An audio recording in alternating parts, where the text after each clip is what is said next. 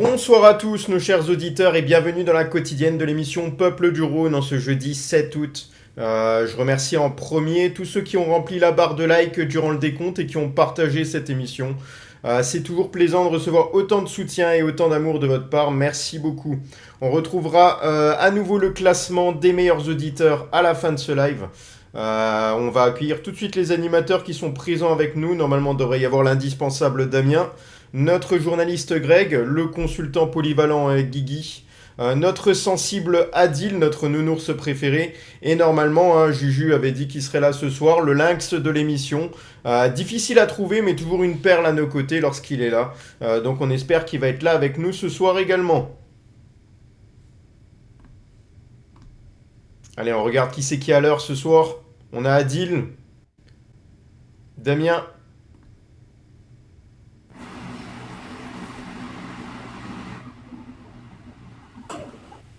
Yo les gars. Yo. Ah, Guigui qui vient d'arriver.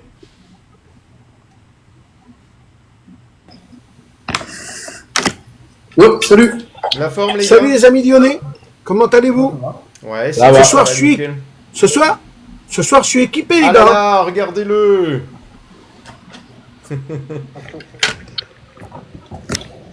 À défaut de mettre le même conseil. Impeccable. On se demande où tu t'es procuré tout ça. Oh, c'est arrivé par la poste. Je sais pas qui m'a envoyé ça. J'ai reçu un colis. Franchement, même encore aujourd'hui, il n'y avait même pas de nom sur le truc. Oh, j'ai un petit doute, mais bon. Ça fait plaisir, ça fait plaisir Adil. Bah, ça vient de toute l'équipe d'animateurs. Donc. Ben oui, je sais. J'en fais exprès. Voilà, donc ce soir, on va bien entendu parler de l'Olympique Lyonnais parce que forcément il y a un peu d'action, mais voilà, on aimerait bien des dénouements également. On le sait, alors que le départ de la Ligue 1 approche, tous les clubs travaillent d'arrache-pied durant le mercato pour préparer leur nouvelle équipe. Tous ces clubs enchaînent également les matchs amicaux pour procéder au réglage, pour coordonner leur équipe, pour préparer physiquement leurs joueurs pour être prêts le jour J évidemment. Voilà, donc tout ça fait que on attend avec impatience la reprise de la Ligue 1. Et c'est pareil pour tous les supporters de France qui sont là également. Il n'y a pas que les supporters lyonnais qui sont là. Merci à ceux qui sont déjà là. De bien vouloir partager également le direct. Merci à vous. Donc voilà, avant d'attaquer l'actualité lyonnaise, on a une photo à vous partager, notamment d'un abonné qui nous a partagé la photo de Pavel Sulch, qui était dans une pizzeria sur Lyon. Et là, on voit effectivement, c'est le patron, un ami de Ayed Saidan, qui était témoin de ça. Donc ils ont pu prendre une photo et profiter de l'instant aux côtés de Pavel Sulch qui découvre la ville de Lyon et également cette pizzeria là qui s'appelle, si on peut m'aider en commentaire, elle est un peu compliquée. Voilà, donc dans tous les cas, Saidan nous le dira quelle pizzeria c'est, parce qu'ils accueillent également des joueurs de l'OL et parfois des membres du staff. Voilà, Antonio et Marco, nous dit Ayed Saidan. Donc voilà, c'est une très bonne pizzeria au centre-ville de Lyon. Voilà, on a mis la photo en post sur les réseaux sociaux, également sur Peuple du Rhône, sur Instagram, sur X et également sur Facebook. Voilà, vous pouvez la retrouver un peu partout. Voilà, concernant l'actualité lyonnaise, on le sait, ce soir on va voir pas mal de choses ensemble. Si jamais Damien a des breaking news durant la soirée, il nous le dira. Donc on commencera ce soir notamment à parler concernant Clinton Mata. Tout le monde est déjà au courant. Clinton Mata qui va prolonger du côté de l'Olympique Lyonnais. Est-ce que les dernières minutes, on a une info sur une prolongation, une officialisation ou pas? Pour l'instant, rien, mais bon, on sait qu'il a re-signé.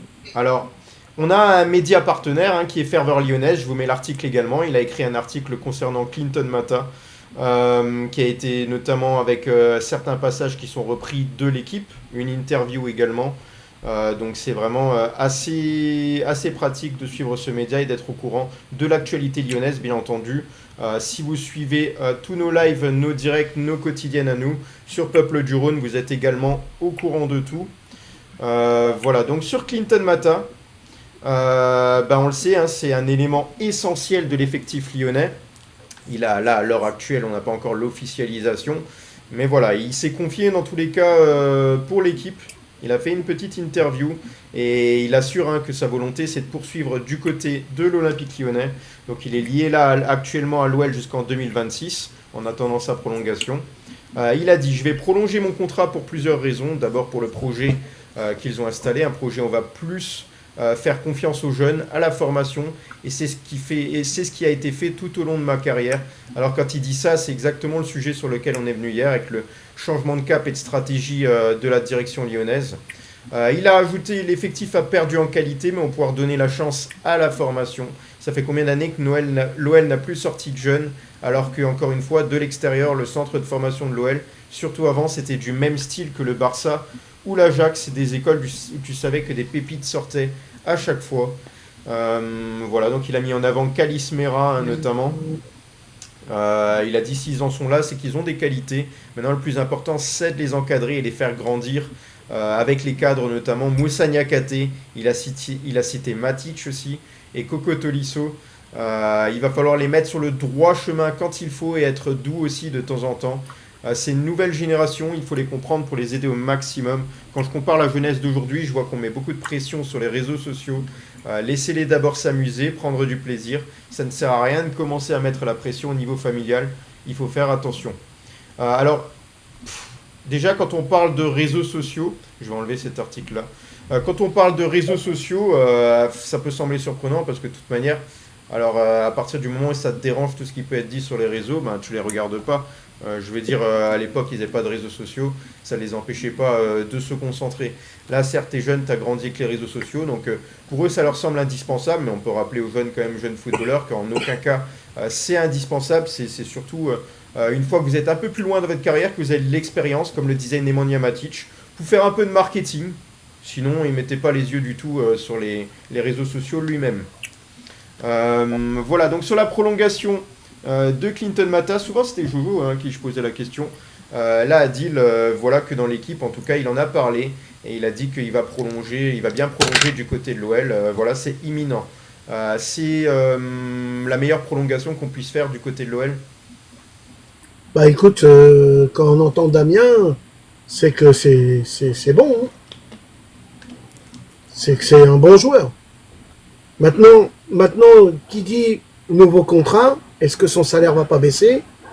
C'est possible. C'est pour ça que ça met peut-être un peu de temps à se mettre d'accord sur la signature. Ok, donc ça, c'est fort possible. Les termes du contrat pour savoir si son salaire a baissé. A priori, ouais, je pense pas qu'il est. Je sais pas de combien il était initialement, son salaire. Il était mais Olivier, pas élevé. Olivier, je suis désolé. Tu peux pas demander à notre Argentin de baisser son salaire et quelqu'un qui revient signer un contrat de dire bah non, écoute, on va même t'augmenter ton salaire. Moi, je vois pas ça. Personne n'a dit ça. Personnellement, non, mais je sais que tu l'as pas dit. Mais personnellement, je vois pas ça comme ça. Bah d'abord, Michel Kang, elle avait dit, il y aura plus des grands salaires à 400, 500, 600 000 euros. Là, le gars qui voudra rester à Lyon, c'est qu'il aime le maillot. Et il sera pas là pour l'argent. Il y a quelque chose à dire, Adil, le salaire le salaire Clinton Mata est de 92 000 euros par mois, donc c'est pas, on va dire, un salaire conséquent pour l'Olympique Lyonnais. Oui, c'est vrai. Je suis sûr qu'il a gardé son salaire initial, peut-être pouvoir dépasser la barre un peu des 100 000 euros. C'est un joueur qui mérite 92 000 euros par mois. Voilà, c'est. Non, mais moi je croyais qu'il était. Non, Dame, je croyais qu'il avait un salaire encore plus haut, peut-être 200 000 ou. Voilà. Là, tu nous annonces un salaire qui est bas. C'est comme notre Belge préféré, pareil. Lui aussi, son salaire est très bas. Il va falloir tous ces contrats-là qui sont revus à la hausse. Après, pour répondre vite fait à la question d'Olivier, c'est une très bonne prolongation pour moi.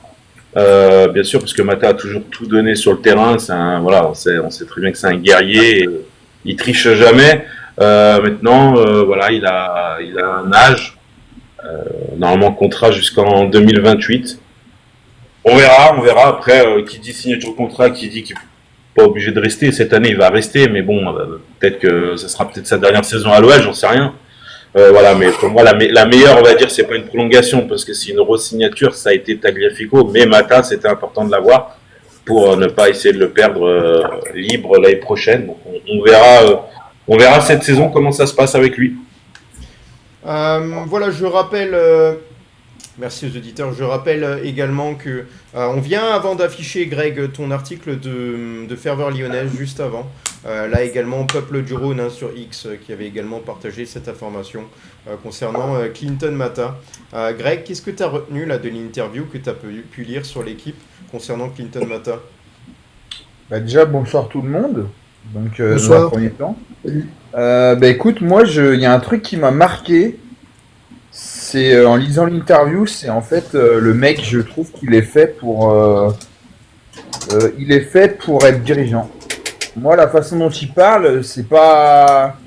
Tu fais lire l'interview à pas mal de monde, je pense, sans savoir qui c'est derrière. Je pense que limite, moi, j'hésite à me dire que c'est un dirigeant. Il parle beaucoup des jeunes, il parle beaucoup il parle bien sûr de son passé, que ça a été toujours très compliqué, qu'il vient de nulle part et qui s'est adapté. Il a réussi à faire une carrière exceptionnelle. Voilà, mais je trouve que la façon dont il parle, limite, on dirait un dirigeant, quoi.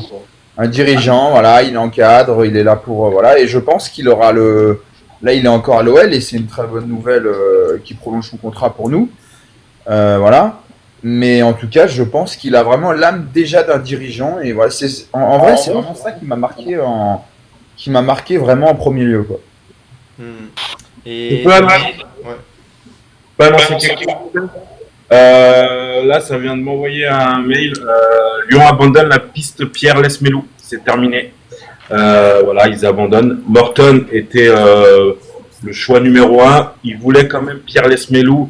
Mais au vu de la préparation de Kalis Mera, l'OL abandonne la piste Lesmelou voilà, pour lui laisser sa place. Voilà. Ouais, il faut que tu nous trouves un petit son là, Damien, à chaque fois que tu as une breaking news, là tu nous trouves un petit son, là, une petite alerte, une sirène, une connerie. Comme ça on saura qu'on devra arrêter tout pour écouter la breaking news. Ouais, ça serait bien. Ça serait bien le son de Canal+. Et garde ta créativité, Damien. Voilà, donc on a cette information là, on a également Guigui là qui pourrait s'exprimer sur le sujet. Voilà, une information. Clinton Mata, on devrait l'apprendre quand d'ailleurs, ça on le sait pas là.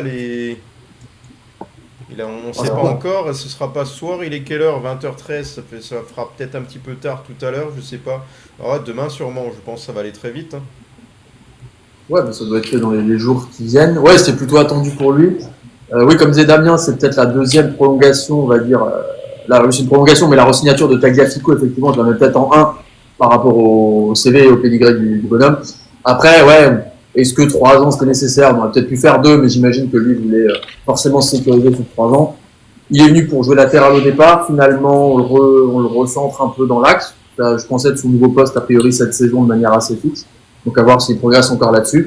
Et ouais, les quelques paroles, on va dire, qu'on a pu voir de lui, humainement, il avait l'air, en tout cas, plutôt sympa. Et donc, je pense, dans le groupe, ça doit aussi être important de l'avoir, peut-être pour les jeunes, parce qu'il a quand même un peu d'expérience. Donc, ça peut être sympa s'il peut les encadrer.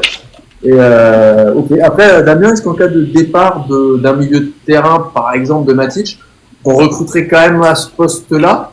Ou c'est même pas sûr?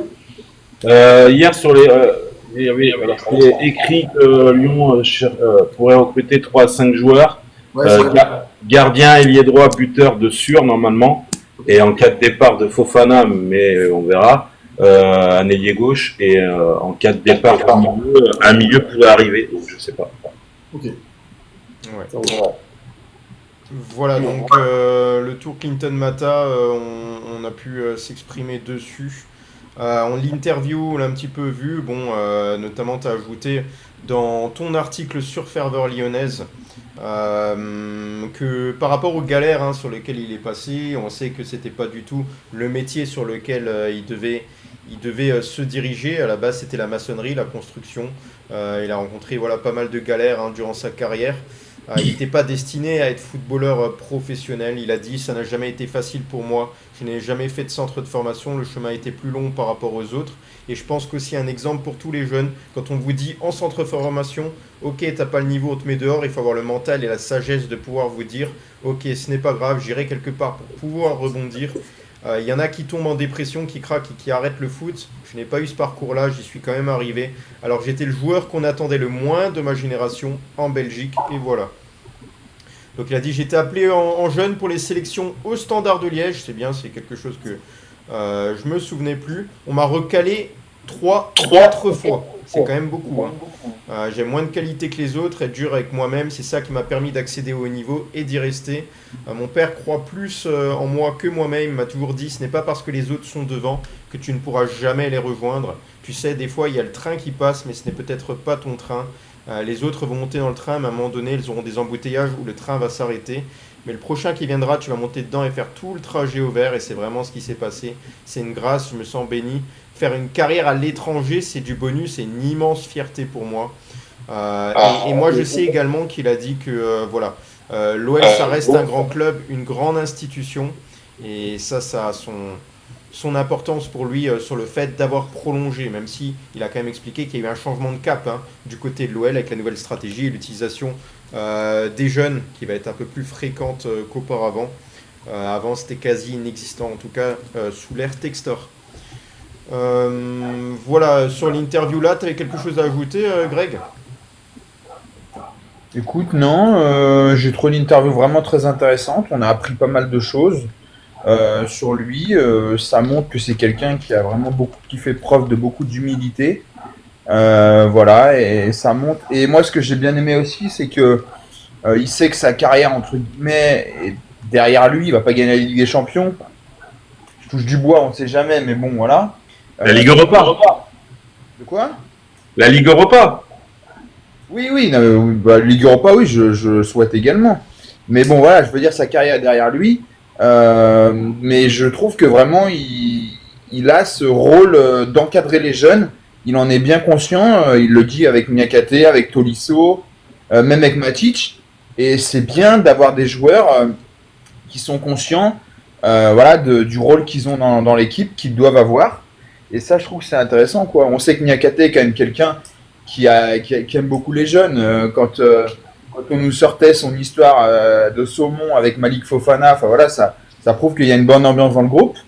Donc je trouve ça vraiment très intéressant que ces joueurs-là se disent pas, pensent pas à eux, ils pensent d'abord au club, voilà, et aux jeunes. Voilà, on avait des informations également mercato à attaquer, on le sait. L'OL qui continue logiquement à travailler sur pas mal de sujets. C'est un peu compliqué aussi pour l'OL en ce moment à concrétiser certains sujets. Je pense qu'ils font quand même attention aux quelques millions qui sont à dépenser, qu'il faut bien répartir pour essayer d'avoir le meilleur mercato possible. Et voilà, l'argent est compté du côté de l'Olympique Lyonnais. Et on le sait, du côté de Majorque, on voulait recruter Dominique Greff. Mais le directeur sportif du club espagnol, Pablo Ortels, qui se montre inflexible. On sait bien qu'il y a un accord qui avait déjà été trouvé avec le joueur sur un contrat de 5 ans. Seulement, c'est pas aussi simple que ça, en raison notamment de l'intransigeance de Majorque, de la concurrence qui s'ajoute également de plus en plus jour après jour. Dominique Greff qui avait envie de rejoindre l'Olympique Lyonnais. Quelles sont les dernières nouvelles sur les dernières heures? Est-ce qu'on a eu encore du nouveau, Damien? J'ai lu un article de Ultima Hora, donc c'est un journal espagnol qui est pas mal calé sur Majorque, qui annonce la dernière proposition a donc été rejetée, mais Majorque et Lyon commencent à se rapprocher et sont confiants quant à un accord.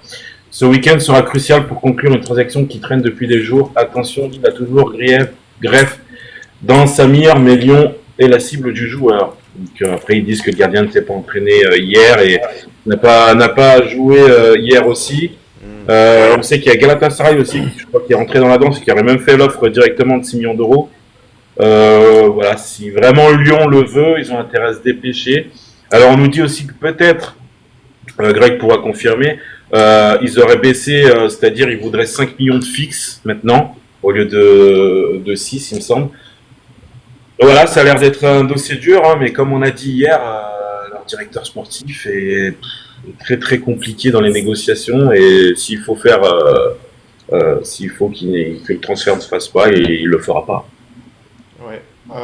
Voilà, Dominique Grève qui est vraiment une des priorités, en tout cas des dirigeants lyonnais. Mais il semblerait Qu'est-ce qu'ils voilà, vont que c'est des négociations qui sont difficiles, mais qui peuvent très bien aboutir en fin de semaine, comme tu l'as dit. Hein, ça pourrait très bien, d'un seul coup, avoir un accord qui peut être précipité. D'ailleurs, à n'importe quel moment du jour et de la nuit. Ça peut arriver là, même incessamment sous peu. On ne le sait pas. Est-ce que l'OL a fait tous les efforts possibles? Est-ce que, comme on l'a dit, le directeur sportif de Mallorca a aussi été difficile en communication et en négociation pour il sait très bien que pour lui précipiter les choses alors que la concurrence se ramène sur le terrain, ça permet de faire monter un petit peu les enchères. Est-ce que l'OL arrivera à suivre ça? On va le savoir très vite. Ouais, Adil, t'as essayé de parler? Ouais, qu'est-ce qu'il vaut ce gardien? Est-ce qu'il est au même niveau que Alors, au même niveau que Perry? il a des qualités. Dans les qualités, tu voilà. sais quoi? Je vais demander à Guigui, comme ça il peut aussi s'exprimer sur le sujet. Les qualités de Dominique Grève, de ce qu'on a pu voir, même si on n'a pas pu l'observer non plus trop en match. Ouais, enfin j'allais dire, ouais, faudrait demander ça à un supporter espagnol parce que a priori il a plutôt de bons réflexes sur sa ligne d'après ce qu'on a pu voir. T'avais montré une vidéo, mais derrière, je te dis, je l'ai pas regardé assez souvent pour te dire à quel point il gère sa défense, la profondeur. Si on le prend, c'est qu'on estime qu'il est plus fort à minima que Descamps, sinon ce n'était pas la peine, et qu'on estime que Descamps, entre guillemets, est plutôt numéro 2 dans l'esprit de Fonseca.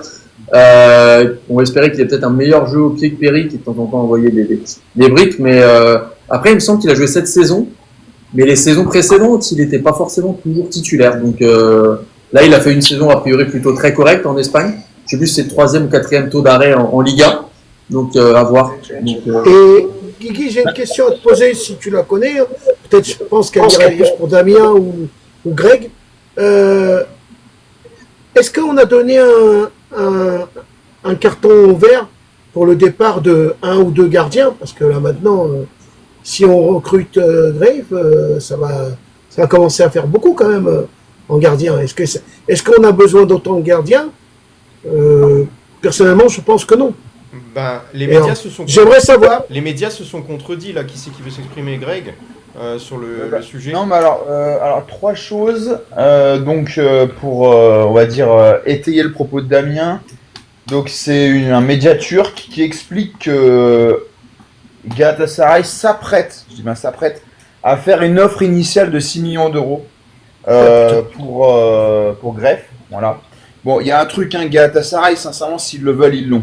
Enfin, les mecs, voilà, ils sont sur 7 gardiens, ils cherchent énormément. Je sais que Ederson est vraiment leur piste prioritaire pour City. De City, voilà. Maintenant, faut être réaliste. Si Galatasaray, 6 millions d'euros, pour eux, c'est rien du tout. Ils sont allés chercher Leroy Sané à je sais pas combien. Donc, s'ils le veulent vraiment, ils vont le chercher de suite. Donc, c'est peut-être qu'ils sont pas non plus super intéressés. Donc, à voir. Deuxième chose, pour répondre à la question, moi je pense qu'en fait tout va se décanter après, c'est-à-dire que si Descamps voit que Greff est là, à mon avis il partira, il demandera à son agent de voilà, et surtout comme il s'appelle, et aussi Mathieu Patouillet. Rache me dit que le roi Sané était libre, donc j'ai dit n'importe quoi, excusez-moi, mais bon, peu importe, Galatasaray il y a beaucoup d'argent, ça faut le savoir, tout comme Fenerbahçe. Donc ces 6 millions, c'est rien. Voilà, donc je pense que moi, ça va se décanter un petit peu après que cette signature soit faite. Maintenant, après, c'est toujours pareil. C'est vrai que l'OL doit se dépêcher parce que, on en parlera tout à l'heure, Lille va perdre Chevalier. Donc va falloir se dépêcher. Maintenant, est-ce que Lyon va faire... Je pense que Lyon fera une autre offre. Pour moi, ce sera la dernière. Est-ce que ce sera la bonne? On espère. Mais bon, c'est vrai que c'est un dossier compliqué. Maintenant, c'est un joueur surtout, moi, que je sais que c'est surtout Paulo Fonseca qui pousse vraiment pour l'avoir. Et une dernière chose, Olivier, est-ce que tu peux te connecter à Twitter ou pas? Oui, là sous les yeux, c'est bon. Dis-moi. Est-ce que tu peux aller sur Ferva Lyonnaise? J'ai retweeté. Non, il m'a déconnecté. Ok. Ah. Ouais. C'est sur le téléphone. Ouais. Ah mince. Parce que j'ai retweeté un espèce de graphique de comparaison entre Lucas Perry et Dominique Greff. Ok. Et ça aurait été hyper intéressant de le voir et puis de l'analyser tous ensemble. Parce que c'est vrai que c'est pas un gardien qu'on connaît beaucoup, forcément. Je crois que comme a dit Guigui, je crois qu'il est 7ème au taux d'arrêt, il me semble, si je dis pas de bêtises. Mais voilà, mais ça aurait été intéressant si on peut le trouver, puis on peut même que les gens aillent voir. Hein. Moi je l'ai retweeté, c'est je vais vous dire qui c'est qui a fait ça. Moi j'ai simplement Après retweeté. qu'ils aillent sur la page Ferveur Lyonnaise aussi sur X. Hein. Ouais, oui, c'est Scouting Ligue 1. Voilà. Donc, Sur ton graphique, Greg, que je regarde, en gros, Greff est meilleur que Perry juste par rapport au pied. Non? Euh, bah ouais, en gros c'est ça. Bah après ça aurait été bien de le. Si attends, on peut je l'avoir. te l'affiche, je l'affiche. C'est bon. Ah bah parfait. Bon, on va le détailler Tu me tous l'envoies. ensemble comme ça. Voilà. Oui. Je fais Et ce que ça. cherche Fonseca aime bien relancer de derrière, et donc c'est pour ça que c'est un, c'est lui qui le veut en priorité quoi. Ouais. Donc, continuer en attendant sur le sujet. Et pour répondre à Adil tout à l'heure, par rapport aux gardiens, je crois qu'il nous reste 5 gardiens sous contrat pro à l'OL. Bengui a été prêté, Perry est parti. Il faut savoir qu'il y a des gardiens qui vont aller en réserve. Il faut des gardiens pour la réserve. Donc on peut pas non plus tout prêter. Il y a des gardiens malheureusement qui devront aller en réserve. Voilà, après on verra qui ce sera. Ou alors il y avait une interview aussi de Mathieu Patouillet qui était pas mal la dernière fois. Enfin voilà, c'est le marché des gardiens est très très difficile sur les mercatos. C'est très compliqué, très compliqué. Il en faut quand même toujours au moins 2 pour les matchs à domicile et 3 même, je crois, ils en prennent pour les groupes, pour les matchs à l'extérieur. S'il y en a un qui se blesse à l'échauffement, il te faut un mec sur le banc, donc il te faut quand même quelques gardiens, quoi. Tu peux pas en avoir juste 2. De toute façon, il y aura des choix à faire. Hein. Oui. C'est ça. Mais bon, on verra. Mais après Descamps, je pense que lui dans sa tête il se dit pourquoi pas. En plus, il a fait une bonne prépa, donc pourquoi pas avoir ma chance. Contre, je pense que si on prend Greff et donc Descamps en 2, je pense pas que Descamps acceptera. Après, faut qu'un club le veuille, mais je pense pas que Descamps acceptera. À la limite, Patouillet, ok, mais je pense pas que Descamps acceptera de rester numéro 2 une fois de plus, quoi, parce qu'il a quand même plus de 30 ans maintenant, faut qu'il joue. Donc voilà. Voilà donc le tableau de comparaison Voilà, entre pas Lucas Perry et de Greff venant de Datascout, c'est ça? Ouais, c'est ça exactement. Voilà, donc on peut voir un petit peu là sur le graphique de comparaison au niveau. Alors en bleu c'est Lucas Perry sur le schéma, en vert c'est Greff. Donc on a. Scouting Ligue 1 juste. Pas de Data Scout, pardon. Scouting Ligue 1. Ok, Scouting Ligue 1. Sur Lucas Perry, alors Lucas Perry au niveau des buts évités, il est au-dessus, des arrêts, pourcentage d'arrêt également. Au niveau des buts évités par XG, voilà c'est compliqué, subis, par occasion subie, je pense que ça veut dire. Il est au-dessus, au niveau des clean sheets, il est au-dessus, au niveau des sorties, il est au-dessus. Duel aérien, il est bien au-dessus. Et pour le reste, Dominique Greff est pas du tout dans le même profil de gardien parce que apparemment sur les passes longues il est bien meilleur. Apparemment sur également précision passe et passe réceptionnée. Pour le reste, alors il semble quand même bien en dessous de Lucas Perry et il faut savoir que les principales qualités c'est quand même surtout les arrêts. Il faut un gardien efficace avec des réflexes, clean sheet c'est important mais ça dépend aussi de la défense. Les sorties, qualité de sortie, tout ça. Aïe aïe aïe, c'est vrai que si on regarde ce croquis de comparaison, on peut comprendre non plus qu'il n'y ait pas les plus grands clubs européens qui se positionnent sur lui aussi, si on faisait juste attention à ce graphique-là. Alors quand même attention, moi je répète, Mallorca en Espagne, c'est pas Lyon en Ligue 1. Mallorca joue des matchs plus difficiles et c'est pas une équipe qui joue les 5 premiers chaque saison. Donc je pense que Lyon a un effectif meilleur que Mallorca. Donc voilà, c'est peut-être aussi, il faut prendre en compte qu'ils ne jouent pas dans la même équipe et dans le même championnat aussi. Ouais. Et que Perry était vraiment très très fort sur sa ligne. Enfin, cette saison, il a sauvé des trucs vraiment incroyables. Tous les gardiens n'ont pas cette qualité-là non plus. Ouais. Il faut rendre Mais c'est surtout que Perry, à la fin, quand il est parti, il était vraiment dans l'émotion. Quand on le voit prendre son carton, et il s'est retenu, mais c'était pas loin là. On l'a Moi, vu, hein. je sais pas si Lucas Perry avait vraiment envie de partir. Je pense que surtout, il y a eu son argent, il y a eu une histoire d'argent, il y a eu gros salaire proposé, peut-être 2 fois supérieur à celui de l'OL et peut-être plus. Donc ça a joué son rôle. Il est dans un monde de business où quasiment tous les footballeurs, même ceux qui ont des qualités de cœur également, hein, qui sont attachés à leurs supporters ou à la ville, qui finalement finissent par partir, parfois très vite. Des joueurs, ils sont pas restés là longtemps, hein. Je pense à Jean Lucas. Jean Lucas, également un Brésilien là, qui est pas resté longtemps, qui est parti à Monaco, en plus à Monaco. C'est-à-dire c'est une belle équipe, mais voilà, c'est une équipe sans supporters à domicile en tout cas. C'est pas ouf. Donc vraiment, c'est des choix parfois un peu étranges. Après, la vie doit être belle aussi à Monaco. Non, mais tu sais, pour Perry, franchement, peut-être il a dû prendre x3, x4 salaire en Angleterre. Peut-être. Et en plus, l'euro et l'argent anglaise, la livre, est plus importante. Elle est vraiment plus importante. Ça fait que, honnêtement, tu vois, tu pars en Angleterre, tu prends 3 fois ton salaire, et quand il va retourner finir sa carrière au Brésil, il va rentrer du pognon. Il va en mettre des plaques de côté, hein. Mm. Par rapport au mercato, on en vient notamment au dossier d'hier que j'avais pas en détail sous les yeux. C'était par rapport à Barcola, hein, l'OL qui dans ce dossier-là n'a pas forcément bien négocié les choses parce qu'il n'y avait pas de pourcentage à la revente. Bradley Barcola qui est dans le viseur de Liverpool, hein, mais même en cas de transfert, l'OL ne touchera rien. Il n'y a pas inclus de pourcentage sur une plus-value. Voilà, il y aura seulement des indemnités là sur la formation. Maintenant, quelles sont les chances qu'il puisse partir du Paris Saint-Germain pour Liverpool? Bon, là, je sais pas vraiment. Je le vois pas, moi, partir au bout d'un an. En tout cas, le club de la capitale qui demande 100 millions d'euros minimum pour voir partir Bradley Barcola. Et voilà, en tout cas, c'est considéré, selon certains médias, comme un échec, encore une fois, de John Textor, de ne pas avoir inclus ce pourcentage à la revente. Mais Greg a dit hier que vu qu'on l'a vendu très très cher, 45 plus 5 millions de bonus, c'est déjà énorme à ce moment-là du mercato. Donc, voilà, c'est... Dis-moi. Tu vois, le Paris Saint-Germain, ils sont durs par rapport à ça pour mettre...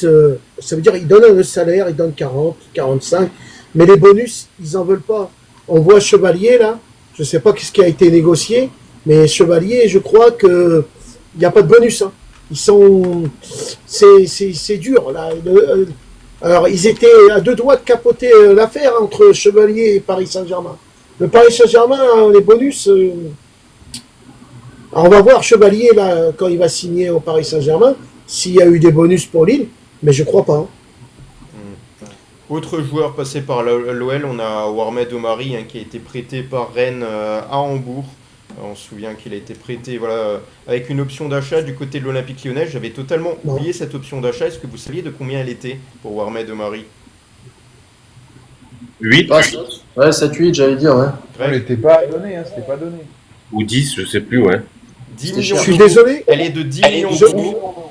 Et je trouvais ça quand même sacrément élevé. Alors je pense que si l'OL a accepté ça, c'est surtout parce qu'il le voulait en prêt sur la fin de la saison. Ils ont payé 500 000 euros d'indemnité pour l'avoir du côté de l'Olympique Lyonnais, pour l'avoir tout au long de la saison. Et on s'en souvient aussi qu'il y a une histoire avec son agent qui s'exprimait dans la presse et qu'il a dit que ça faisait pas partie du compromis, le fait qu'il ne joue pas du tout. C'est pas ce qui avait été dit avec l'Olympique Lyonnais. Il était très en colère. Il s'est exprimé sur le sujet. C'est Fred Guérin, hein, son agent. Il s'est dit agacé au terme de la saison. Il a déploré sa faible utilisation et assuré que le club lyonnais n'avait pas tenu sa promesse de le faire jouer. Voilà, donc il était rentré à Rennes et puis là après quelques touches notamment avec club français étranger, c'est finalement Hambourg qui va poursuivre sa carrière. Le club rennais qui a officialisé son départ sous forme de prêt avec option d'achat chez le promu de la Bundesliga. Voilà, chez ce joueur-là, pas grand-chose à dire, hein, de toute manière, on ne peut pas tourner autour du pot. Il avait fait des prestations, on va dire, un peu en dents de scie. Est-ce qu'on peut dire ça, Guigui? Bah, il a joué 3 fois. Il fait partie, comme les autres, de mémoire de l'élimination en Coupe de France. Ouais, non, il n'était pas. En même temps, s'il n'a pas joué, c'est qu'il était vraiment pas bon parce que Parce que défensivement, on a quand même toujours été à la rue, donc tu pouvais te dire, on aurait pu le tester. Si on l'a jamais testé, c'est qu'il était juste pas, malheureusement, pas au niveau. On espère pour lui qu'il pourra rejouer en Allemagne, mais ouais, pas grand chose d'autre à dire sur lui. Ouais. Voilà, est-ce que les autres dossiers mercato, alors on a également Pierre Lesmelou, qu'on n'a pas parlé ce soir. Pierre Lesmelou pour l'Olympique Lyonnais. Alors les chances qu'il rejoigne l'OL, pareil, c'est un peu difficile à suivre ce dossier-là. Le joueur qui voulait absolument rejoindre l'Olympique Lyonnais. On a vu que Tu m'as pas écouté, hein? le PFC également était positionné dessus. Tu m'as pas écouté. Ouais, bah possible. Pourquoi chercher le graphique pendant ce temps? Non, je sais pas. Mais j'ai dit que Lyon laissait tomber la piste Pierre Lesmelou, car en fait, il voulait faire confiance à Calis Miera au vu de sa bonne préparation et que ils allaient pas. Pourtant, il y avait un contrat de 2 ans qui était prêt pour le joueur. Mais voilà, la piste tombe à l'eau et normalement, ils font confiance à Calis Miera. Ok, donc voilà, on ne sait pas si c'est entre déception ou une bonne chose, mais oui, l'OL se base sur la formation. Maintenant, il va faire donner du temps de jeu à très jeunes joueurs. Calis Mera, c'est en plus un des plus jeunes, donc ça peut sembler surprenant, mais il a beaucoup de qualités. Déjà de la maturité à son jeune âge, donc on va pouvoir suivre ça de près. Ouais, Dean. Moi, je trouve l'Olympique Lyonnais fait une erreur. Alors, c'est bien de laisser le jeune Mera évoluer au sein de l'équipe professionnelle, mais malheureusement, il est encore frêle, et s'il venait à se blesser, tu mets qui à la place? C'est ça qu'il faut se dire. Lesmelou, tu le payais 5 millions, voire 6 millions, tu avais quelqu'un d'expérience, et tu aurais pu jongler entre les deux, Lesmelou et Mera. Bon, maintenant, écoute, si Damien a dit, parce que Damien est très très bien renseigné, s'il dit les choses, c'est qu'il a été fouillé là où il fallait et il sait de quoi il parle. On avait également d'autres dossiers qu'on nous avait posé la question hier, on n'avait pas forcément évoqué, notamment concernant Osario. C'était Greg, je crois que tu en avais parlé un petit peu dans le groupe. Sur ce joueur-là, où en sont les contacts? Non, bah, ça reste une rumeur. Enfin, moi, en tout cas, j'ai pas beaucoup d'informations. J'avais vu ça, comme quoi l'OL était peut-être sur Dario Osorio, bon, genre de Midtjylland. Voilà, mais c'est un joueur qui fait un peu envie à tout le monde. Parce que voilà, c'est un dribbleur, tout ça, donc voilà. Mais sinon, j'ai pas de. Merci, sympa. Et j'ai pas de. Le Roi Lion. J'ai pas de plus d'infos que ça réellement sur ce dossier. Je pense que sincèrement, à mon avis, ils vont peut-être fignoler le gardien, et ensuite, avant de s'attaquer à l'autre dossier, à un autre dossier, je pense, le numéro 9 et puis l'ailier droit où il nous en faut un, parce que Nouama revient pas du tout de suite, et il faut le concurrencer aussi, donc voilà. Mais pour l'instant, j'ai pas d'infos sur Osorio, c'est plus une rumeur et une envie de certains supporters de l'OL qu'autre chose. Ouais. Voilà, sur les dossiers mercato, est-ce qu'on a d'autres choses à voir, Damien? Non, on sait que Matic, le club en veut plus, hein, donc il en parlera sous sa fraîche Ligue 1 parce que ça concernait un peu Matic. Donc voilà, en fait, il faut attendre ce départ-là. Hein. Ce départ-là peut tout décanter en termes de mercato, parce que quand on regarde vraiment l'effectif à l'heure d'aujourd'hui, au milieu de terrain, même des joueurs sur lesquels on compte pas, on a Diawara, on a Mangala, pour l'instant Matic, Calis Mera, Morton, donc voilà, il y a du monde encore au milieu de terrain, donc il faut attendre encore des départs. Il y a Kouakou aussi pour l'instant qui est toujours au club, même si ils aimeraient le mettre vite dans un avion. Donc voilà, il y a beaucoup de joueurs, donc on peut pas non plus anticiper qu'un départ, une arrivée à l'Olympique Lyonnais. Ouais. Voilà, autour de l'OL, on a d'autres informations également, et là ça concerne un petit peu le conflit pour le diffuseur Lens OL, beIN Sport, qui a retardé ses paiements. On le sait, on est à plus d'une semaine du match Lens OL, et beIN Sport montre son mécontentement. Le diffuseur a partiellement gelé le paiement dû à la LFP. Donc le climat est plutôt tendu là, avant le match Lens Olympique Lyonnais. Et d'après l'équipe, beIN Sport n'a versé que 14 millions sur les 18 millions attendus par la Ligue de football professionnel. Le groupe franco-qatari, détenteur de l'affiche du samedi, donc beIN Sport, conteste les limites fixées dans son contrat. beIN ne peut diffuser un même club que 8 fois par saison.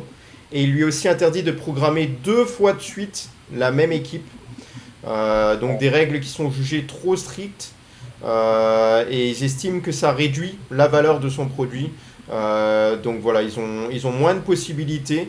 Et dans la pratique, les contraintes favoriseraient la future plateforme Ligue 1+, qui arrive le 15 août. Donc la LFP pour l'instant ne s'est pas exprimée sur le sujet. Et c'est un conflit juste avant le début du championnat. Et là, ça concerne surtout le match Lens-OL. Donc voilà, c'est des conflits de nouveau dans le championnat de France, alors qu'on sait qu'on en avait précédemment avec des versements en retard, des versements suspendus, et par rapport à d'anciens diffuseurs. Donc là, on se rend compte que beIN Sport, on sait bien qui c'est qui est au-dessus de beIN Sport aussi, donc c'est pas vraiment une surprise pour moi, mais voilà, beIN Sport n'a jamais fait ça précédemment, il me semble, je suis pas sûr. Non, mais c'est un peu sketch, hein, excusez-moi, mais il y en a ras-le-bol, quoi. En fait, il y en a ras-le-bol. Dans 4 jours, il y a la nouvelle chaîne, le 11, il me semble qu'elle doit sortir.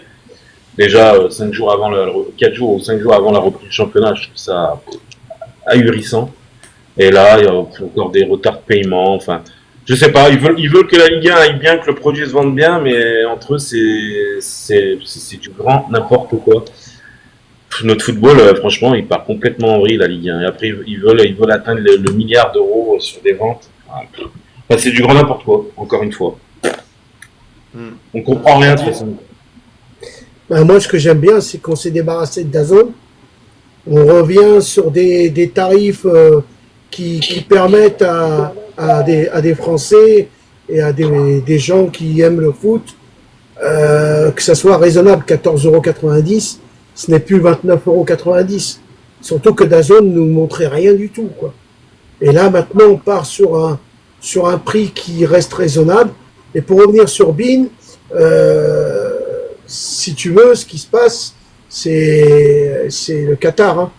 Et de dire, tu pourras pas présenter 2 fois le même match, on sait que beIN, c'est Paris Saint-Germain. Et alors, c'est pour ça que ça les embête.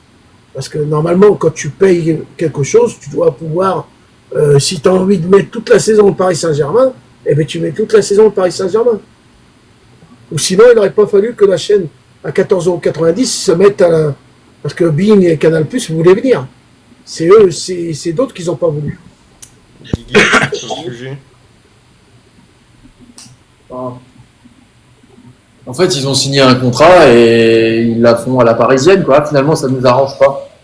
Non, tu peux pas diffuser le PSG 8 fois de suite. De toute façon, s'ils jouent parfois en Ligue des Champions ou qu'il y a un autre choc, ils vont peut-être devoir décaler aussi. Ou alors, il fallait pas qu'ils signent dans ces termes-là.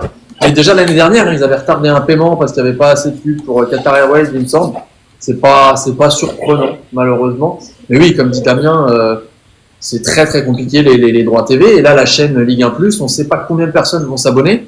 Et donc, les clubs ont aucune idée de ce qu'ils vont retirer comme droit télé. Ce qui est quand même assez dramatique quand tu vois que la première ligue a des milliards. Et nous, on sait même pas si on aura 300 millions à tout casser, à partager entre la Ligue 1 et la Ligue 2. C'est quand même assez catastrophique pour le championnat de France, quoi.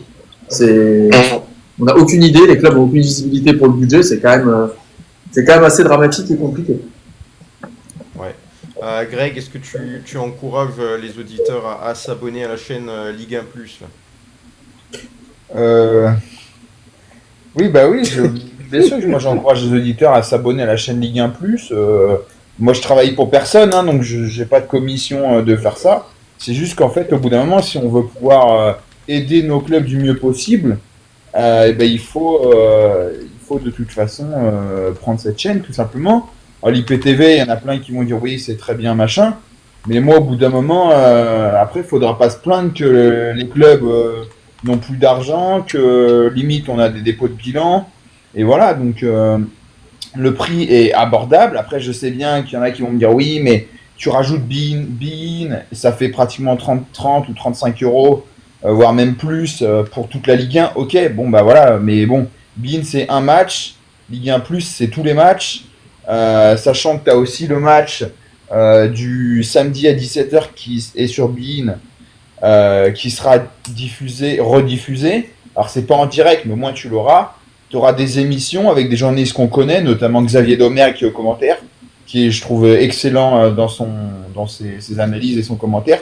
Donc voilà, oui, j'encourage les gens à le faire. Après, je sais très bien que c'est pas à donner, je sais très bien que il y en a qui ont d'autres priorités, mais bon, au bout d'un moment, il faut aussi qu'on essaye, nous, d'aider nos clubs. Et moi, Canal+, sincèrement, leur attitude me gave profondément, parce que qu'on me dise pas qu'ils veulent sauver le football français, parce que, ok, bon, ils se sont fait prendre pour des jambons par Vincent Labrune, ok, bon, c'est bon maintenant, ok. Mais bon, quand on voit ce que fait Canal, qui a quand même décidé, je sais pas si vous avez vu, mais Canal a donc les droits de la Première Ligue, comme cette année. Ils ont quand même décidé de mettre le match de Liverpool contre Bournemouth vendredi soir, donc en même temps que Marseille-Rennes, pardon, qui est le match de la première journée, et ils ont décidé de le mettre en clair. C'est-à-dire qu'en gros, voilà, les gens, même pas abonnés à Canal, pourront regarder Liverpool. Et voilà, donc pour moi, c'est juste fait pour encore concurrencer. Et je trouve ça ridicule parce que alors, Canal est dans ses droits, il n'y a pas de souci. Mais au bout d'un moment, voilà, comme l'a dit Damien, personne veut céder, tout simplement. C'est une guerre d'ego et c'est dommage parce que les fans de foot sont pris en otage et les clubs français aussi, quoi, voilà. Non, en fait, il voulait rajouter un truc, mais il y en a ras-le-bol, en fait, d'avoir 2 chaînes pour une Ligue 1, quoi. Enfin, même si Bein n'a qu'un seul match, au bout d'un moment, il faut arrêter. Moi, je suis désolé, là, le Qatar, il commence à monter sur la tête. Hein, je respecte les Parisiens, mais pour avoir juste un match, laisser tout à la Ligue 1, enfin à la chaîne Ligue 1, je vois pas qu'est-ce que... Enfin, moi, ça me gâte.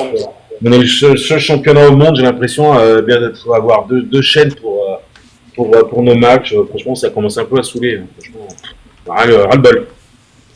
Après, il y a surtout qu'on parle d'une chaîne à 14,90 €, mais par contre, si vous avez une personne qui a moins de 20 ans ou moins de 18 ans, ça peut être 9,90 €. Si vous avez un mineur à la maison, il peut s'abonner à 9,90 € au lieu de 14,90 €. Ouais. Dans l'idée, ça peut être bien.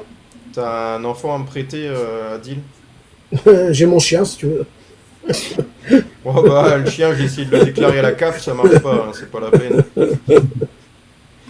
Voilà, moi j'encourage bien entendu tout le monde à continuer à s'abonner au moins à la chaîne Ligue 1 plutôt que les championnats étrangers. Je suis désolé, même si vous aimez forcément les autres championnats, je pense que c'est bien quand même de mettre de l'argent pour la Ligue 1 plutôt que les IPTV.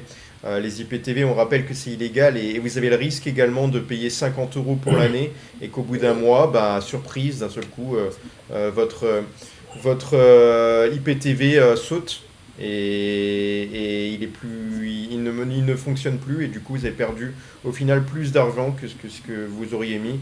Moi des IPTV, je pense que j'en ai 2 ou 3 qui avaient sauté, j'en ferai plus vraiment. Essayez de partager peut-être vos abonnements avec ceux qui peuvent. Ça peut être intéressant, mais ça reviendra toujours pas. On concurrencera toujours pas l'IPTV, mais je pense que voilà, pour le championnat de France, essayez de vous abonner à la chaîne Ligue 1. Et juste une dernière chose, Adil, les 9,90 € ne sont pas effectifs dès que ça va ouvrir. Hein. Pour l'instant, il n'y aura pas de 9,90 €. Hein. Pour l'instant, les moins 26 ans, ça va pas être mis en place tout de suite. Je sais pas quand, mais... Ils avaient dit que ça allait être mis en place le plus rapidement possible, mais ils sont en train de trouver des solutions, tout ça, mais voilà. Mais ce sera pas de suite, c'est vrai. Mm. Et une chose... Même 14 €, c'est bien. Oui. Il y a une chose, ça par contre, je suis pas d'accord, mais bon, c'est comme ça. Alors ça, faut se renseigner parce que je trouve ça un peu bizarre, mais bon, peu importe. On avait parlé qu'on pouvait partager un abonnement à 2, mais en fait, de ce que j'ai compris, c'est en restant dans le même foyer. C'est-à-dire qu'Olivier, par exemple, nous, on peut pas, étant donné que tu habites dans l'Est, moi j'habite vers Lyon, on peut pas partager un abonnement, enfin, de ce que j'ai compris, on peut pas partager un abonnement à 2, à part si on habite dans la même maison, quoi. Et par rapport à l'adresse IP. Ouais, bah bon, après, c'est pas... Ils auraient pu changer ce système, hein, ça se fait autrement. Hein. Et là, C'est pas impossible qu'ils reviennent dessus à un moment donné, non? Ils vont attendre le mois d'août pour voir les premiers abonnements, ils vont peut-être se rendre compte que c'est complètement con. Bah, Et sachant que moi, tu peux pas encourager les gens et faire des trucs comme ça, quoi. Sachant que le premier match est en clair, hein, il me semble, hein, le Nantes PSG. alors attention, en commentaire, ils nous disent que ça aurait changé, qu'on pourrait maintenant. J'ai vu un message comme ça aujourd'hui, mais D'accord. Ce serait vraiment une bonne chose parce que ça, c'est une vraie plus-value et un vrai avantage et une vraie raison de s'abonner, quoi. Est-ce qu'ils ont annoncé est-ce qu'ils ont une idée du nombre d'abonnés qui pourraient souscrire à cette chaîne? Est-ce qu'il y a eu des fuites ou pas? Ils visent pas les 400 000 à l'ouverture? Je sais plus. L'ouverture, je sais pas, mais je crois qu'ils visent 1 million, mais sur le long terme, il me semble, je sais plus. Mais ils avaient donné des chiffres, hein, il avait donné des chiffres, Nicolas Taverne. D'accord. Et Voilà. il avait dit juste après, avant de finir, il avait dit que il va falloir se serrer encore la ceinture pour les clubs français encore 2 ans. Parce que voilà, faut mettre en place. Normalement, la saison prochaine, ils auront tous les matchs. Je crois que le contrat de Bein se termine la saison prochaine. Donc ils auront tout, ils récupéreront les 9 matchs. Voilà, Bein restera avec la Ligue 2, mais voilà. Donc il a dit qu'il faut se serrer entre guillemets la ceinture pendant les 2 années à venir et après ça ira mieux, quoi. Voilà. C'est ce qu'il a dit. Ouais. Ok, donc on a fait le tour un petit peu là. On va voir par contre vite fait les dernières informations autour de l'OL Lyon. La star, là, Ada Egerberg et Engen, la nouvelle recrue, sont de retour à l'entraînement. Donc il y a un effectif au complet pour le stage fin août. Je sais pas comment on prononce, Engen ou Engen? Engen, je pense. Mais je sais Engen pas. va vivre sa première journée dans la peau d'une fenote. Elle a débarqué libre en provenance du FC Barcelone, donc c'est une nouvelle joueuse. Et puis l'OL Lyon est nommé parmi les meilleurs clubs féminins. L'OL a conservé sa couronne nationale et a fini sur une bonne note cette saison grâce à son 18e titre de championne de France ainsi qu'une place de demi-finaliste en Ligue des Champions. Elles ont convaincu le jury du Ballon d'Or de placer l'OL Lyon parmi les trophées de club féminin de l'année. Donc il va y avoir une concurrence bien entendu avec Arsenal, FC Barcelone, Chelsea, Orlando Pride et voilà, l'OL cette saison aura du mal dans tous les cas à remporter ce trophée hein, de meilleur club. Donc ça va être compliqué pour eux, je pense, voire impossible, vu que Arsenal semble favori quand même. Hein. Voilà donc sur l'OL féminin, est-ce que j'avais d'autres informations? Oui, on a également Dumornay et Ips qui sont nommés pour le Ballon d'Or féminin. La liste des 30 joueuses qui est sortie hein, pour le Ballon d'Or 2025. Et ces 2 joueuses sont dedans, elles représenteront l'OL Lyon. Voilà pour l'OL féminin. Est-ce qu'on va attaquer la Ça French va, Ligue 1 directement? ça va. Attends, avant de passer à la French Ligue 1, ça va. Malheureusement, ça va être encore des Espagnols qui vont le prendre, ce Ballon d'Or. Hein. Ça, c'est chaque année, c'est pareil. C'est les Espagnols. Ouais, c'est pas Et sûr, bien Adil, hein. Ah bon? Bah, anglaise, On verra. hein, vainqueur de l'Euro, vainqueur de la Ligue des Champions, moi je vois. On verra. On verra. Mais Bonmati, je vois pas de Bonmati garder son Ballon d'Or, moi. Surtout quand tu vois qu'à Arsenal, voilà, tu fais le doublé, je vois pas ce qui peut. Enfin, on verra bien, mais en tout cas, je vois pas ce qui peut, entre guillemets, empêcher une Anglaise de le remporter, quoi. On attaque la French Ligue 1, Greg? Oui, alors c'est parti, les amis. Alors, ma Fresh Ligue 1, tac tac. Alors, donc Strasbourg, ils ont dit non. Comme quoi, on sait que Strasbourg a des moyens pour recruter, mais également des moyens pour dire non. Ils ont dit non à une équipe qu'on connaît bien, qui est Nottingham Forest. Ils ont dit non pour Dylan Bakwa. Nottingham en a proposé quand même 28 millions. Strasbourg ne veut pas qu'il parte, ou du moins pas à cette somme-là. On sait que Strasbourg avait offert, entre guillemets, un bon de sortie pour Habib Diarra, qui a été transféré, je crois, pour plus de 30 millions d'euros à Sunderland, il me semble. Et Strasbourg ne veut pas perdre Dylan Bakwa. Voilà. On en avait parlé aussi, ils sont sur Lucas Högsberg. C'est un défenseur danois de 19 ans. Et donc ça y est, il y a un accord qui a été trouvé, 15 millions d'euros hors bonus. Voilà, et une plus-value, un pourcentage à la revente pour le club du joueur danois. Ils sont également sur Valentin Atangana. Atangana, c'est un milieu de terrain qui s'est révélé en Ligue 1 à Reims. Et ils sont aussi dessus. Il y a quelques clubs de première ligue, et notamment Stuttgart en Allemagne, qui sont aussi à l'affût. Mais voilà, on va voir ce que ça va donner. Omari, on en a parlé. Kazim Olaïkbe, c'est fait. Lui, c'était un flop total à Rennes. Hein. Il est arrivé pour 5 millions, il repart pour 5 millions. Allez hop. Il rejoint Trabzonspor, ça a été officialisé aujourd'hui en Turquie. Jordan Ferry, notre ancien Lyonnais, on en avait parlé. C'est fait, il s'engage à la Sampdoria Gênes en série B et il a signé pour 2 ans plus une année en option. Florian Hayé, c'est un Auxerrois, un ancien Clermontois et qui joue aujourd'hui à Auxerre. Il va s'engager avec le Servette Genève. Voilà. Sur l'OM, alors, donc l'OM cherche un ailier, tout comme nous à l'OL, même si on n'a pas de nom pour l'instant. L'OM est donc sur Edon Zegrova. Alors, Edon Zegrova, c'est la grosse rumeur. Lui est pas contre pour venir à Marseille. Sauf que pour l'instant, il n'y a rien. Lille veut entre 15 et 20 millions. Marseille ne veut pas payer ce prix-là pour un joueur auquel il reste une année de contrat. En plus, il y a toujours Jonathan Rowe qui est là. Donc, si Jonathan Rowe part, il sera remplacé, c'est une certitude. Peut-être par Zegrova ou peut-être par Amin Adli. Amin Adli, donc, qui joue au Bayer Leverkusen et qui, il y a quelques semaines, a expliqué qu'il adorait Leverkusen, qu'il a passé de super moments. Ça fait 4 ans qu'il est là-bas. Mais il a envie d'un autre projet. Étant donné que c'est un international marocain, étant donné que Mehdi Benatia est l'ancien capitaine de la sélection marocaine et a énormément de contacts, et ben voilà, Benatia serait chaud pour convaincre entre guillemets le clan de Adli.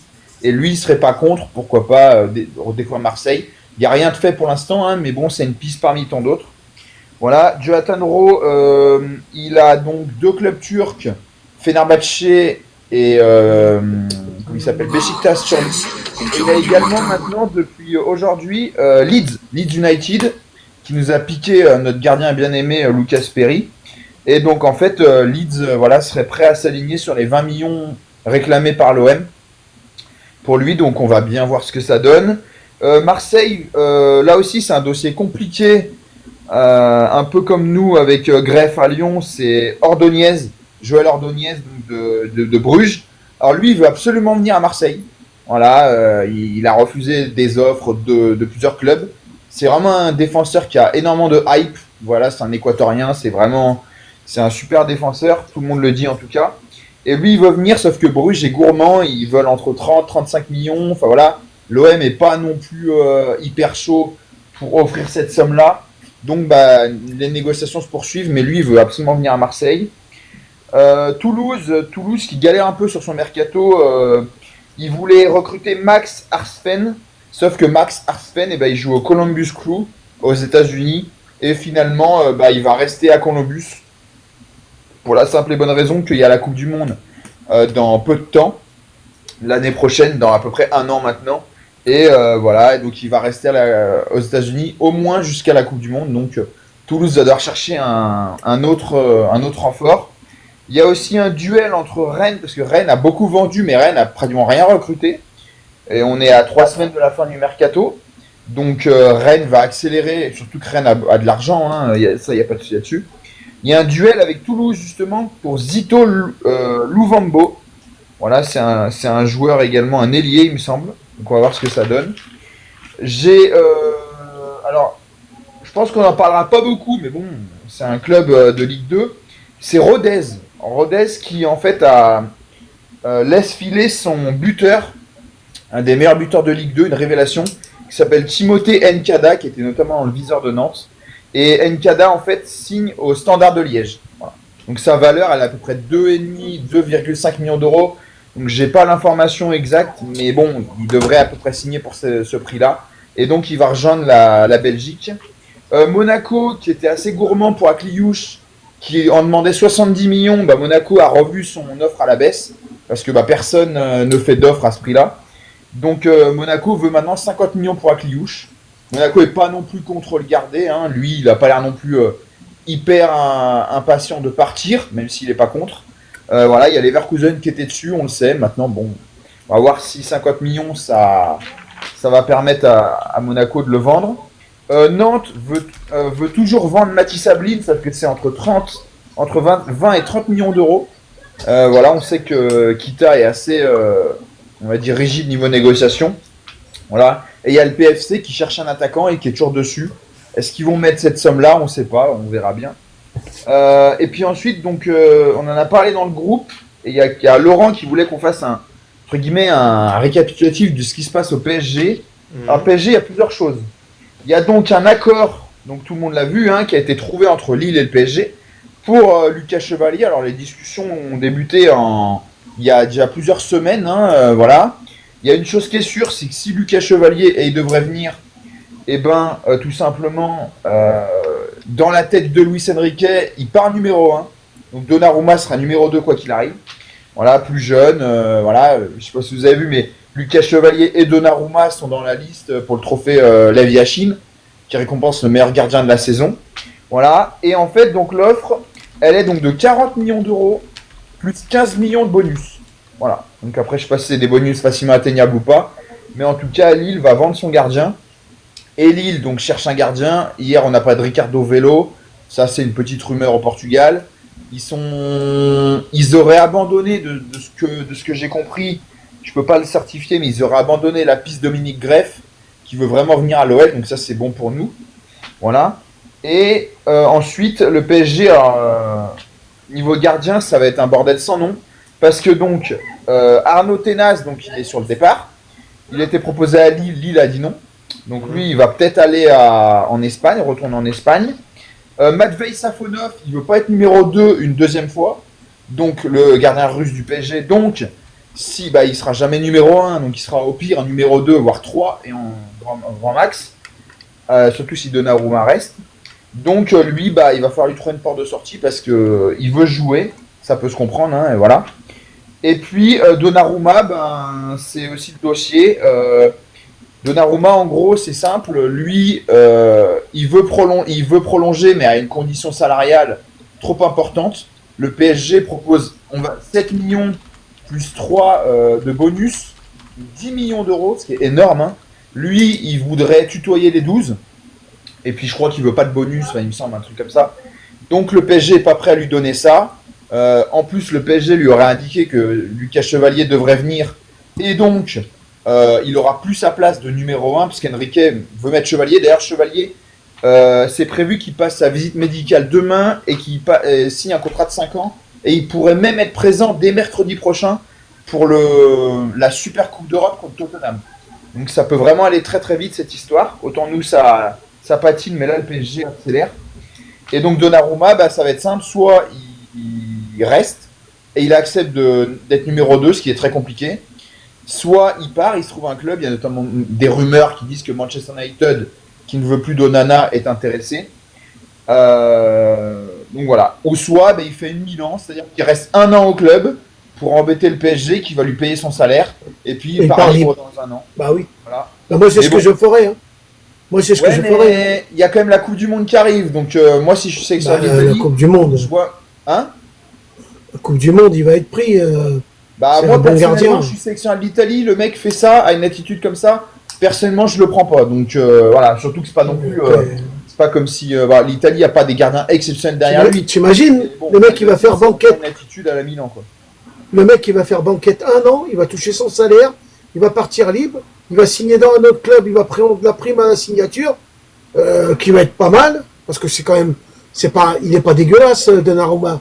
Mais moi, ce que je regrette, sincèrement, c'est comment ils éliminent Donnarumma, qu'il a fait quand même des exploits pour les qualifier encore en Champions League. D'accord avec toi. Ça, moi, je trouve ça c'est dégueulasse de leur part, dégueulasse. Je suis d'accord que l'attitude du PSG, autant Donnarumma, il va peut-être refaire une Milan, voilà. Mais je suis d'accord que l'attitude du PSG, ils sont quand même assez ingrats parce que le mec les a quand même portés en Ligue des Champions. Ils ont gagné contre, notamment il fait un match exceptionnel, je crois, contre je sais plus. Enfin bref, il fait des là, ça doit être je crois, il fait aussi, ouais. Il en a fait plusieurs. Hein.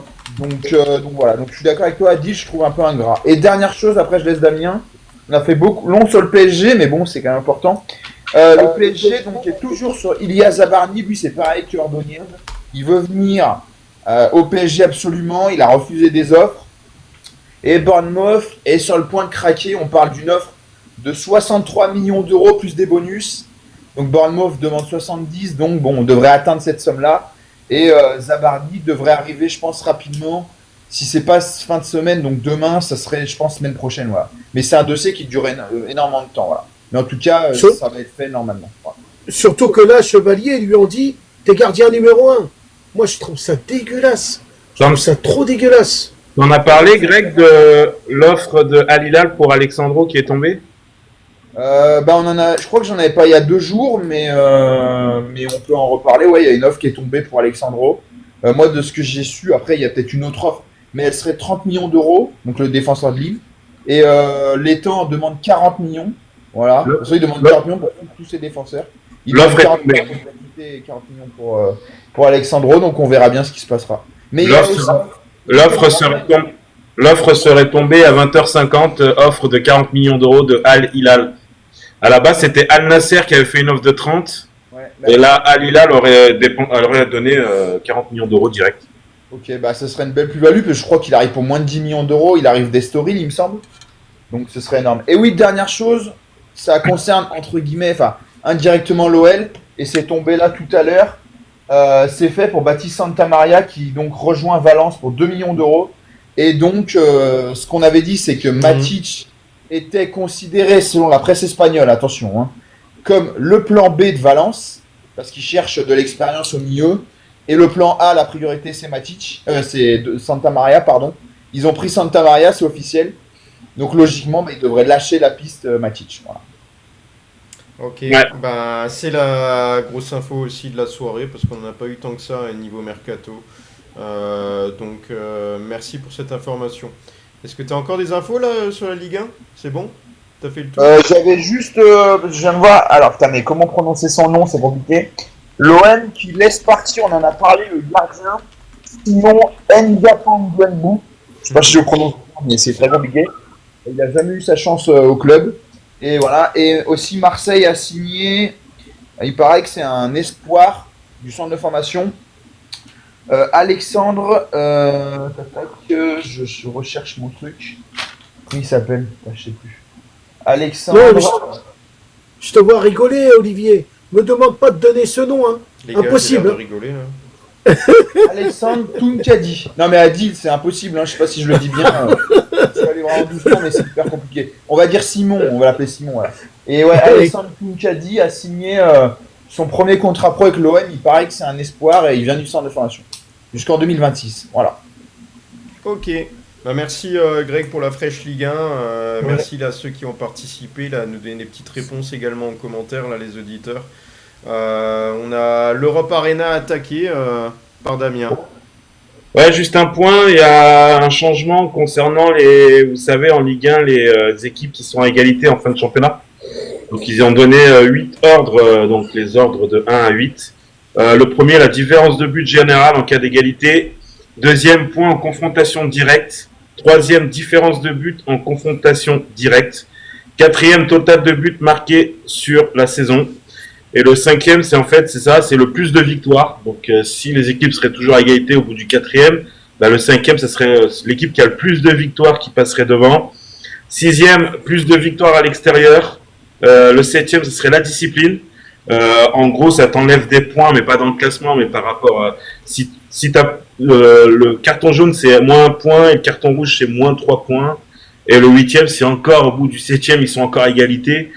Tirage au sort si nécessaire. Donc voilà, c'est ce qui est sorti aujourd'hui, l'ordre officiel. Donc voilà, il y a juste un nouveau truc, c'est la 5e position, plus de victoires. Voilà, ils ont voulu changer un petit truc. Sinon, concernant l'Europe, hier, il y a eu des matchs de qualification de Ligue des Champions. Nos Niçois sont inclinés chez eux au match aller 2-0 face au Benfica. Je pense qu'au retour, la messe est dite. Donc, ils seront sûrement en Europa League.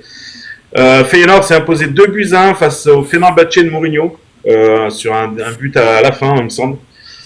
Voilà. Le Lech Poznan, s'est incliné à domicile face à l'Étoile Rouge de Belgrade 3-1. Ludogorets, Ferencváros 0-0. Salzbourg s'est incliné chez eux face à Bruges 1-0. Et le Kerat s'est imposé à domicile 1-0 face aux Slovènes. Donc voilà, pour les petits résultats, il y en a encore plein aujourd'hui au niveau de l'Europa League. Mais il y a des prononciations, je vais pas me lancer là-dedans. Donc voilà, sinon en transfert, Inigo Martinez devrait rejoindre Al Nasser pour 8 millions d'euros, donc défenseur du FC Barcelone, donc ça a été annoncé aujourd'hui. Donc voilà, il est attendu en Arabie. Ils s'en vont tous en Arabie Saoudite, comme si c'était Club Med, quoi. Allez, en fait, on y va, on va se promener. C'est bien ce que tu dis là, Adil, parce que juste revenir sur un petit point, j'ai notamment entendu sur le plateau, je sais plus si c'était sur RMC, ils ont dit que maintenant les joueurs rejoignaient tellement tôt l'Arabie Saoudite qu'ils pouvaient aussi, à la fin de leur contrat en Arabie Saoudite, une fois qu'ils ont touché pas mal de pognon, bah finalement se dire bah tiens on va se lancer en Europe. En fait le sens inverse en fait. Et il y a des joueurs qui font le sens là et j'avais pas prévu ça du tout. Je peux se dire bah voilà il reste des années à la fin de ton contrat tu peux rejoindre l'Arabie Saoudite. En réalité maintenant ça va être tu encaisses un maximum et après bah si tu as envie d'aller faire un tour en Europe dans un club que tu as envie bah si tu es talentueux tu peux tu vois. Mais il y a un joueur comme ça, Gabi Veiga, je crois, qui est parti à 20 ou 21 ans, qui était considéré comme une nouvelle pépite en championnat d'Espagne, qui est parti en Arabie Saoudite et qui a signé cet été au FC Porto. Pourtant, il est considéré comme un prodige. Je sais plus, il doit avoir 23 ou 24 ans maintenant. Mais ouais, il était considéré comme une pépite. Mais il revient en Europe vite.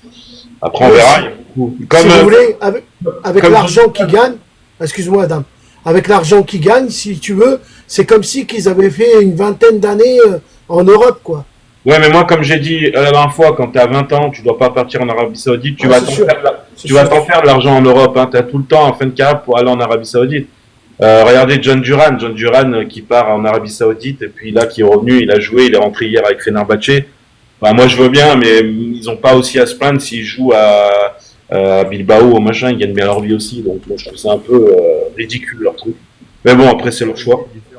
Et les agents sont là aussi pour prendre de l'oseille. Hein. Donc voilà. Des fois, les agents peuvent. Faudra qu'on en parle une fois dans le. Pas ce soir, c'est un peu long, mais dans une libre antenne, il faudra qu'on en parle de cette nouvelle méthode, on va dire. Voilà, quoi. Ridicule, mais bon. J'en avais parlé il y a 2 jours. Greg m'avait contredit. Thomas Partey, malgré ses soucis de.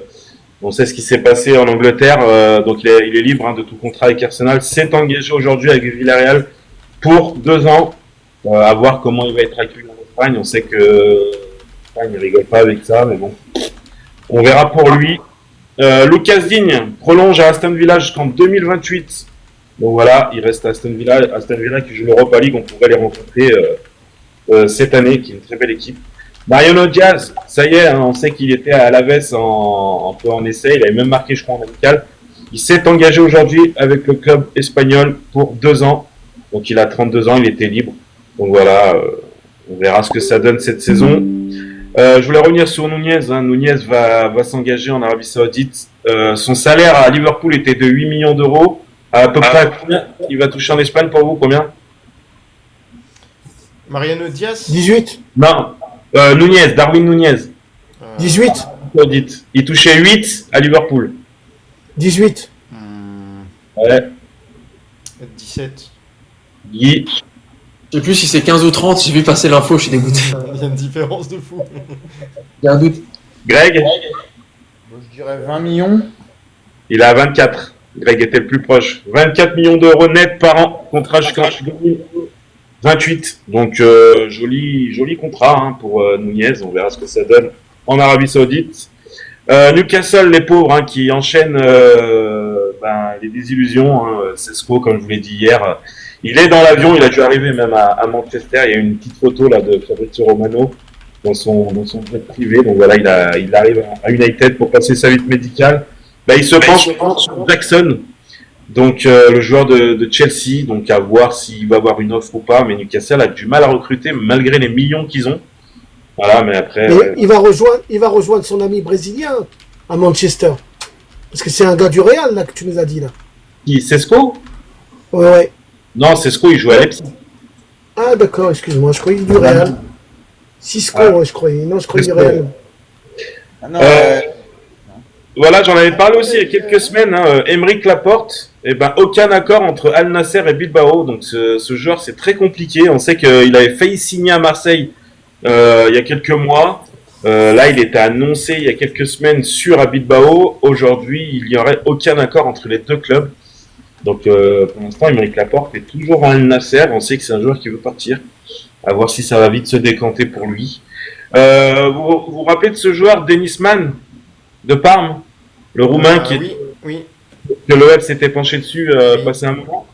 Il devrait rejoindre le PSV Eindhoven de Peter Bosz. Bosz, enfin, voilà, un accord proche avec le PSV. Donc le joueur serait déjà d'accord avec le PSV Eindhoven. Donc voilà, ça devrait se faire d'ici quelques jours. J'en ai parlé aussi il y a quelques jours. Le John Victor de Botafogo devait rejoindre West Ham. Transfert annulé. Dernière minute, transfert annulé. Donc voilà, le gardien brésilien ne va pas rejoindre le club anglais car en fait ils ont préféré acheter Mad Hermanson de Leicester. Donc voilà, il y a un accord avec les deux clubs anglais de 19 millions d'euros. Comme on vous l'a dit, les clubs anglais peuvent la faire à l'envers à la dernière minute. Ça Toujours Martinez numéro 1. Ah non, Dibou Martinez, normalement, devrait partir. Il devait peut-être aller à Manchester, mais c'est très, très, très compliqué. C'est un gardien qui est cher maintenant. Donc, mais pour l'instant, il est toujours, je crois, à Aston Villa, si je dis pas de conneries, ou peut-être qu'il est sans contrat. Mais là, c'est Mad Hermanson, ce serait le numéro 1. Donc voilà, il va rejoindre West Ham. Donc voilà, transfert annulé pour John Victor de Botafogo. Donc voilà. Gonzalo Garcia, le joueur du Real, l'attaquant là, qui a performé pendant la Coupe du Monde des clubs, va prolonger son contrat jusqu'en 2030. Il arrive à avoir une clause libératoire. À votre avis, à combien? 400. Ouais, Guy. Je sais pas, 350, c'est n'importe quoi. 1 milliard. 900. Bingo pour Adil, 1 milliard. Voilà, clause libératoire à 1 milliard pour le joueur. Mais maintenant, il fait ça pour les pépites en Espagne parce que, bon, avec le coup de Neymar et tout. Encore quelques infos. Fenerbahçe envisage de recruter le meneur de jeu de Cincinnati, Evander. Très bon joueur. Maintenant, ça reste la MLS, mais très très bon joueur. Voilà, Fenerbahçe aimerait le recruter. On n'a pas de prix, on n'a rien pour l'instant. Mais bon, les clubs turcs ont quand même de l'argent, donc ça pourrait se faire. Et des contacts existent entre Chelsea et Manchester United pour Garnacho. Alors voilà, Garnacho voudrait absolument rejoindre Chelsea. Manchester en réclame 70 millions d'euros pour son joueur. Donc on va voir comment ça va se passer. Ça pourrait être presque le 90e contrat pro de Chelsea cette année. Donc voilà. Et deux dernières infos. Le Shakhtar vient de refuser une offre pour son joueur Kevin par Fulham. Alors le Shakhtar, depuis quelques mois là, ont quelques Brésiliens très très bons. Allez voir, honnêtement, il y a pas mal de belles pépites. Donc Kevin qui en fait partie. En plus, l'entraîneur du Shakhtar, si je me trompe pas, j'ai vu la dernière fois, je me rappelle plus. Je sais plus qui c'est. S'il y en a qui l'ont encore, vous pourrez nous le dire, ça serait cool. Saïn, t'as dit? De quoi? Nouri Saïn. Ah, c'est Nouri Saïn, ouais, peut-être, mais j'avais l'info, mais. Et dernière info, ça vient de tomber, Villarreal voudrait recruter Dovbyk, l'attaquant de la Roma, il a 28 ans. Donc voilà, affaire à suivre. Beaucoup de rumeurs, moins d'officialisation aujourd'hui, mais bon, voilà. Mais Ouais, dis. je peux prendre la parole, Olivier? Ouais. Vous imaginez, maintenant, ils mettent des clauses à 1 milliard. Rappelez-vous du Brésilien qui était à Barcelone. Je cherche son nom, il veut pas venir. Neymar. Neymar, ouais. Neymar, ils avaient mis une clause à 250 millions et Paris Saint-Germain est venu, il l'a fait sauter. Vous voyez pas? Maintenant, ils mettent 1 milliard. 1 milliard. C'est pour ça, Adil. Oui, sur la tête. Pardon, rectification, c'est Arda Touran. Ah, voilà. Ah, ok. C'est pas le bon. C'est ce qui me semblait, ouais. Arda Touran qui fait commencer à avoir un petit CV d'entraîneur. Hein. Il commence à être aimé un peu dans le milieu, donc voilà. Affaire à suivre pour cet entraîneur. Voilà, merci à Damien pour le programme présenté sur l'Europe Arena. On va regarder le classement des meilleurs auditeurs là ce soir. Donc on a On a Ayet Saïdan qui a tout explosé, encore plus de points qu'hier, 2257 premier. Deuxième Lilian. Lilian, je sais pas si je l'ai déjà vu dans le top 3, ça fait plaisir. Jojo, Jojo les il est gars. très actif, il est souvent sur le podium. Jojo 54. Wilfried Zizou, également très actif. Quatrième, cinquième Ours Polaire. Sixième Panizza, là, le Panizza aussi qui est là dans la régularité. Septième Lyonnais, huitième Harry Lyon. Neuvième Marjolaine qui est arrivé assez tard et qui finalement a réussi à remonter tout le classement. Laurent Ghosn 11e, Adil 13e, on a voilà, les autres effectivement qui sont arrivés plus tard ou après. Voilà, donc on a eu pas mal d'auditeurs qui ont participé, ça a fait plaisir, merci beaucoup. Vous avez suivi tout le programme, malheureusement on ne se retrouvera pas demain soir. Jojo ne sera pas présent non plus, il n'y aura pas d'émission demain soir. Oui Adil? Je voudrais dire un dernier mot. Mes amis, je vous remercie tous parce que vous êtes toujours bienveillants avec moi. J'essaye de m'améliorer jour en jour. Bon, ben, je fais ce que je peux parce que venant d'une personne qui ne connaissait pas le foot, je suis arrivé dans votre équipe. Vous m'avez choyé et je vous dis réellement du fond du cœur, je vous en remercie beaucoup, beaucoup. Et tu t'améliores de plus en plus, hein. La fois. Comment? Excuse-moi, dame. J'ai dit tu t'améliores de plus en plus, c'est très bien, franchement bien. On Adil, essaye, t'es on essaye. t'es notre Clinton Mata. Voilà. Ouais, je vais être la mascotte Ouais. lyonnaise. Ouais, je t'ai dit avant notre nounours lyonnais au grand cœur. Avec du travail de mieux en mieux, bravo. Voilà, Merci. les gars, on vous rappelle que l'entière rediffusion de cette quotidienne sera sur YouTube à retrouver. Je vais essayer de le mettre un peu plus tôt. Des fois, je le mets un petit peu tard. Hein. Demain, le matin à 11h, c'est un petit peu tard. Il y en a qui ont envie de l'écouter un peu plus tôt. Ce serait bien que j'arrive à le mettre plus tôt. Parce qu'en fait, le soir, au moment du téléchargement, il y a des vérifications de TikTok qui fait que tu peux pas le télécharger tout de suite.